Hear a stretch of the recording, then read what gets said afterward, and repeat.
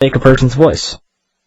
In 1999, the Los Alamos Laboratory in New Mexico revealed their voice morphing technology.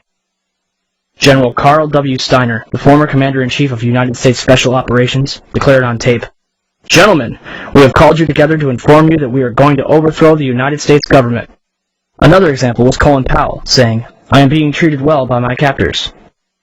With just a 10-minute recording of somebody's voice, they are able, in almost real time, to clone someone's speech. Steiner was so impressed, he asked for a copy. So what about the hijackers? On September 14, 2001, the Department of Justice released the names of the alleged 19 hijackers. But on September 23rd, the BBC reported that Walid al-Shehri was alive and well in Casablanca, Morocco. They also tracked down Abdulaziz al-Amari, who is an engineer with Saudi Telecom and lost his passport while studying in Denver. In the same article, FBI Director Robert Mueller admitted that the identity of several of the hijackers is in doubt. So how many hijackers turned up alive? At least 9 of them. Walid al-Shehri is alive and well. Mohand al-Shehri is alive in Saudi Arabia. Khaled al-Midar is a computer programmer in Mecca. Salem al-Hazmi works at a chemical plant in Yanbu, Saudi Arabia. Saeed al-Ghamdi is training to be a pilot in Tunis. Ahmed al-Nami is an administrative supervisor for Saudi Airlines. We already covered Walid and Abdulaziz. And last but not least, Muhammad Atta's father claimed to receive a phone call from his son on September 12th. On September 20th and 27th, Mueller admitted on CNN that there is no legal proof to prove the identities of the hijackers. Indeed, after all, not even the official autopsy for Flight 77 lists the hijackers. And the opening paragraph makes no mention of their absence. So, if there's no proof that the hijackers were members of Al-Qaeda, or if they were even on the plane in the first place, what justification do we have for bombing Afghanistan? Oh, that's right. The Bin Laden confession tape. On December 14th, 2001, the government released a tape, allegedly of Bin Laden confessing to the attacks of September 11th, which they claimed to find in a house in Jalalabad, Afghanistan. Except there's a number of things wrong with this tape. 1. The tape itself is of very poor quality.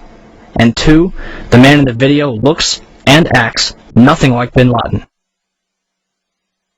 According to the FBI's website, Osama is left-handed. Yet, in this video, he's writing a note with his right hand. Not to mention he's wearing a gold ring,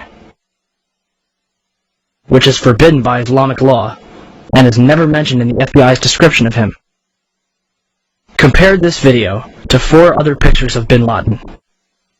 Does anybody else see a problem here?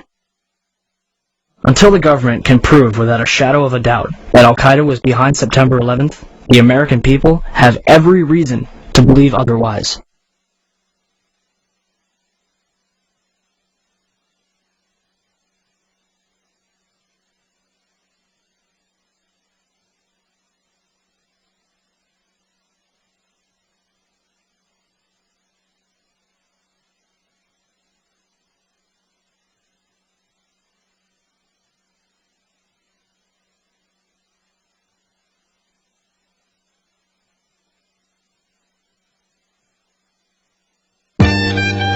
And now for the last question of all.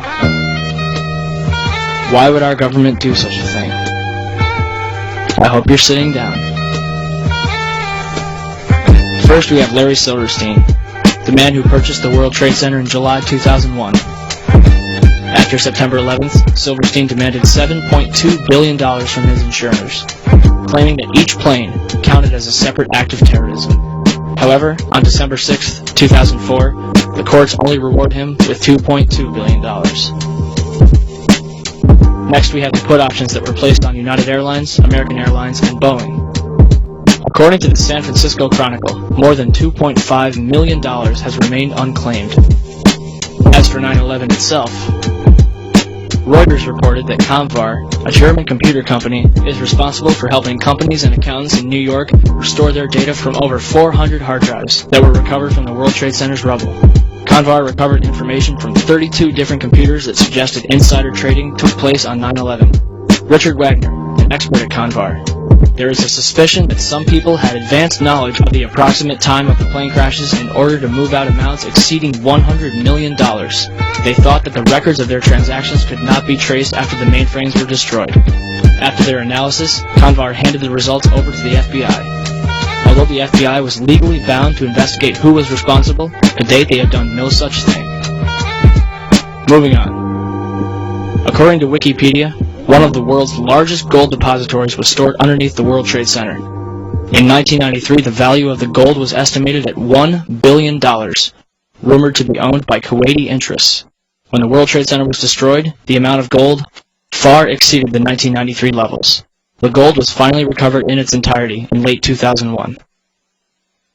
Where was it? On November 1st, 2001, the Times Online reported that a large amount of gold was discovered in the wreckage of the World Trade Center.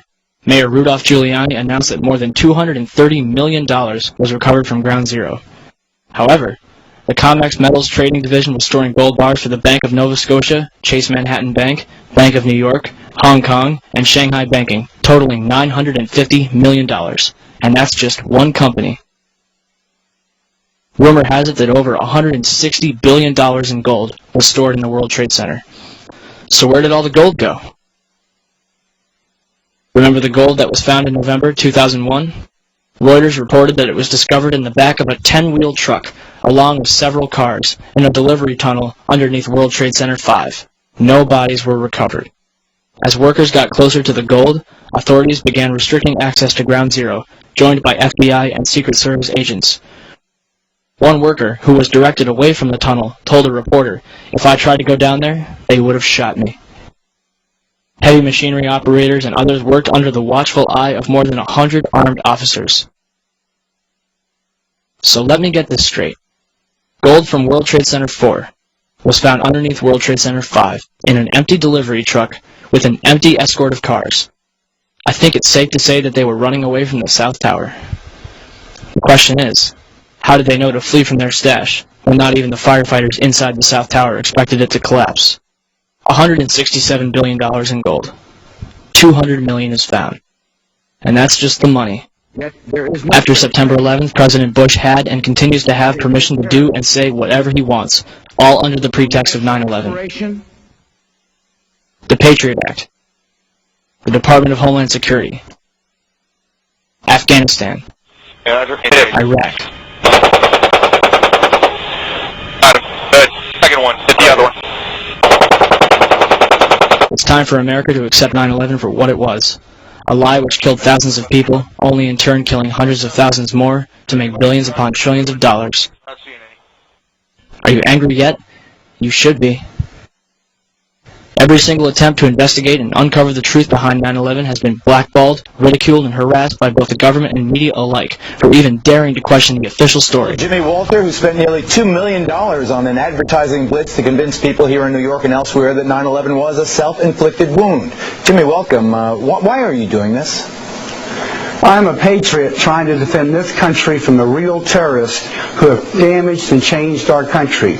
I am asking the same questions that the widows and orphans, parents and friends of the victims of 9/11 are asking and have not had answered by either the 9/11 Commission nor by any real investigation to the mass murders that 66% of New Yorkers want investigated. Okay, Jimmy.